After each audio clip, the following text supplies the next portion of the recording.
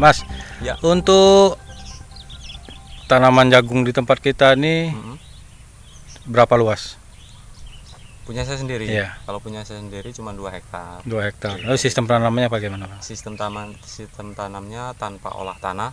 Jadi habis panen padi, kan saluran airnya agar cepat kering. Ketika hujan juga cepat turun airnya. Kita buat saluran parit, kita tebas, terus kita tanam, sudah cukup. Nggak ribet. Ada beberapa sih 1-2 yang pakai alat ini untuk tanahnya yang diolah sebelum ditanam, ada 1-2 pakai. Sudah, ini juga sudah enak sih sekarang. Kendala yang dihadapi ketika menanam? Kendala yang paling besar dari kendala apa maksudnya ya, dari mulai nanam ya, ketika dalam proses Penanaman, dalam proses pertumbuhan. Dalam proses pertumbuhan itu kendala yang paling besar di sini hama tikus. Jadi ketika musim jagung sudah berbuah, tikusnya itu, apalagi kalau bawah gulmanya, rumputnya itu cukup banyak, wah luar biasa sekali, tikusnya luar biasa. Jadi buah ini habis sama tikus. Bahkan ada yang 1 hektar itu panennya kurang lebih sekitar dapat nggak nyampe 1 ton lah, 5 kintal kurang lebih, seperti itu. Jadi luar biasa sekali. Harusnya 6-8 ton, cuman dikasih berapa, 10% ya. Iya, habis dimakan tikus. Jual pengepul.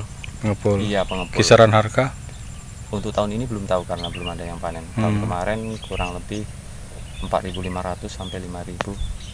Tapi waktu ada kabar yang dari Pak Jokowi itu, yang Pak Suroto di daerah Jawa itu, kita kena dampaknya, langsung turun sampai 3.900 kalau tidak salah, 3.800 malah, 3.800. Tapi lambat laun angsur-angsur naik seperti itu, normal kembali lah 4.500. Kami rasa ya cukup lah.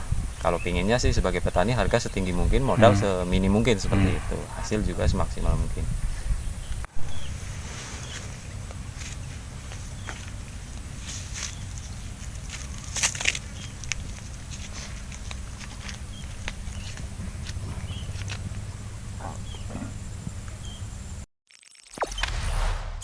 Jangan lupa subscribe, share, komen, dan like ya.